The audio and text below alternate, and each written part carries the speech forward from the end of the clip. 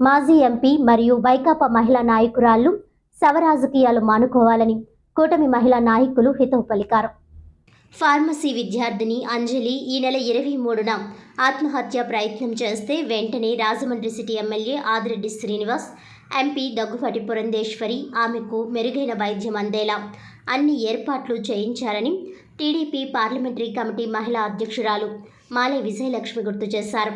కానీ ఇన్ని రోజులు నిద్రపోయిన వైసీపీ మహిళా నాయకులు ఇప్పుడొచ్చి సరైన వైద్యం అందడం లేదని అనడాన్ని తీవ్రంగా ఖండిస్తున్నట్లు చెప్పారు. తిలక్ రోడ్లోని టీడీపీ కార్యాలయంలో మహిళా అధ్యక్షురాలు మాలే విజయలక్ష్మి మీడియా ప్రతినిధుల సమావేశంలో మాట్లాడారు. వైసీపీ 5 ఏళ్ల పాలనలో మహిళలపై ఎన్నో అత్యాచారాలు, అఘాయిత్యాలు, దాడులు జరిగాయని, అప్పుడు ఎంపీగా ఉన్న సమయంలో మీరేం చేయగలిగారని నిలదీశారు. భరత్ వెంట తిరిగే ఒక నాయకుడికి డబ్బు అప్పుగా ఇచ్చిన ఒక యువతి ఆమె తండ్రి డబ్బు తిరిగి ఇవ్వాలని అడిగినందుకు ఆ నాయకుడు వారిని దారుణంగా కొట్టాడని, అప్పుడు ఏం చేశారని మండిపడ్డారు. వారు కేసు పెడితే ఆ నాయకుడిని అరెస్ట్ చేయకుండా ప్రకాశం నగర్ పోలీస్ స్టేషన్ అధికారులపై భరత్ ఒత్తిడి చేశాడని పేర్కొన్నారు. అంజలికి అన్యాయం చేసిన డాక్టర్ దీపక్ను పోలీసులు వెంటనే అరెస్ట్ చేసి జైలుకు పంపించాలని తమ ఎమ్మెల్యే ఆదిరెడ్డి శ్రీనివాస్ పోలీసులకు చెప్పిన విషయాన్ని మాలే విజయలక్ష్మి గుర్తు చేశారు. అరెస్ట్ అయిన దీపక్ జైల్లో ఉన్నాడని తెలిపారు. బీజేపీ నగర ప్రధాన కార్యదర్శి పన్నాల లక్ష్మీ సంతోషి మాట్లాడుతూ అంజలి ఘటన జరిగిన వెంటనే కూటమి ఎమ్మెల్యేలు ఆదిరెడ్డి శ్రీనివాస్, గోరంట్ల బుచ్చయ్య చౌదరి, ఎంపీ దగ్గుపాటి పురంధేశ్వరి తక్షణం స్పందించి ఆమెకు అత్యవసర వైద్యం అందేలా చర్యలు చేపట్టారని గుర్తు చేశారు. ఇన్ని రోజులు నిద్రపోయిన వైసీపీ రాష్ట్ర మహిళా అధ్యక్షురాలు, అధికార ప్రతినిధి ఇప్పుడు వచ్చి ఆమెకు స్పెషలిస్టుల వైద్యం అందడం లేదని అనడాన్ని తీవ్రంగా తప్పుపట్టారు.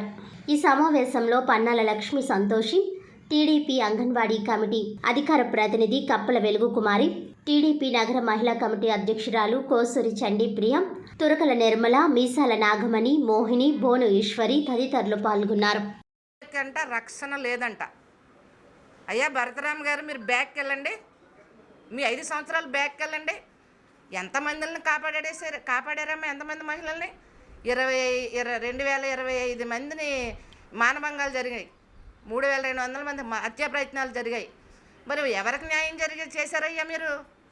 ఈ ప్రభుత్వంలో కూటమి ప్రభుత్వం అంటమే సరిపోతుంది మీకు. మరి ఈరోజు ఒకటే అడుగుతున్నాం మేము, మహిళల యొక్క రక్షణ కవచంగా శక్తి యాప్ పెట్టారు మా కూటమి ప్రభుత్వం. మా ప్రభుత్వంతో 8 నెలల పాలనలో మహిళలు ఎంతో రక్షణగా ఉన్నారు. ఒక్క డ్వాక్రా మహిళలను చూసుకుంటే భరతో గారు వస్తే మీటింగ్కి వెళ్ళిపోవాలా, స్ట్రీట్ నాయకుడు వస్తే మీటింగ్కి వెళ్ళిపోవాలా. నువ్వే వేధించావు మహిళల్ని ఈ 5 సంవత్సరాలు. ఎవరో వేధించలే. కర్మానుచారం ఆ అమ్మాయి కోసం మా ఎమ్మెల్యే గారు కానీ మేము కానీ చాలా బాధపడుతున్నాం. వచ్చి అక్కడ డాక్టర్స్తో మాట్లాడి, అందరితో మాట్లాడి అయితే సెక్షన్ పడతాయో ఇమీడియట్లుగా ఆ దీపక్ అతన్ని అరెస్ట్ చేసి సెంట్రల్ జైల్లో కూర్చున్నాడమ్మా. పట్టించుకోలేదు కూటమి ప్రభుత్వం అంటేనేంటి? మరి ఎవరెవరో నాయకురాళ్ళు వచ్చేసి మరి ఈరోజు మాట్లాడుతున్న వరదా కళ్యాణి గారు, అమ్మా నేను ఒకటి అడుగుతున్నాను. గత 4 నెలల క్రితం ఒక వైసీపీ నాయకుడు బ్రతుకు ధైర్యం కోసం ఆవిడ చిన్ని దాంట్లో యాక్ట్ చేస్తుంటే అప్పు తీసుకున్నాడు. వెళ్ళి అడిగితే ఏం చేశాడు? ఆ అమ్మని చితక్ కొట్టేశాడు. అప్పుడు ఎక్కడున్నావమ్మ నువ్వు? భరతరామ గారు మీరేం చేశారు? ప్రకాశ్ నగర్ సీఏ దగ్గరికి వెళ్ళి మా ఓడి మీద కేసు కట్టమాకండి అన్నారు. ఇక్కడ వైసీపీ టీడీపీ నాయకుడు అల్లుడు, ఆయన అల్లుడు దగ్గర శ్రీకాకుళం, ఈ అబ్బాయి చిన్ని కార్యకర్త కూడా కాదు, ఈ పథకాల కోసం అన్నీ కూడా సభ్యత్వాలు తీసుకునే ఒక చిన్ని కార్యకర్త. అతను సస్పెండ్ చేయాలా? ఎందుకు సస్పెండ్ చేయలేదు నీ నాయకుడిని? గొలుసులు పీకేసుకెళ్ళే నాయకుల్ని, మా మహిళల్ని పొడి చేస్తానన్న నాయకులను నువ్వెందుకు సస్పెండ్ చేయట్లేదు?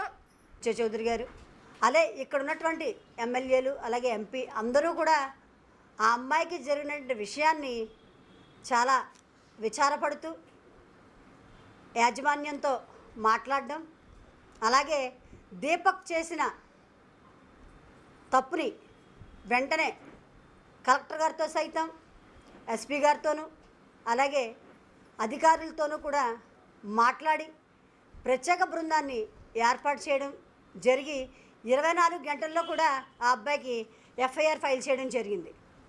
అయితే మీరు ఇప్పుడు అక్కడికి వచ్చి స్పెషల్ డాక్టర్స్ లేరు, అమ్మాయికి చూస్తేనేమో సరైన వైద్యం జరగడం లేదు అంటే ఒక విషయం వినిపిస్తున్నాను సార్. నేను మీరు ఎంపీగా ఉన్నప్పుడు ఎంతోమందిని ఇదే హాస్పిటల్ రిఫర్ చేసి ఫోన్ కాల్స్ చేశారు.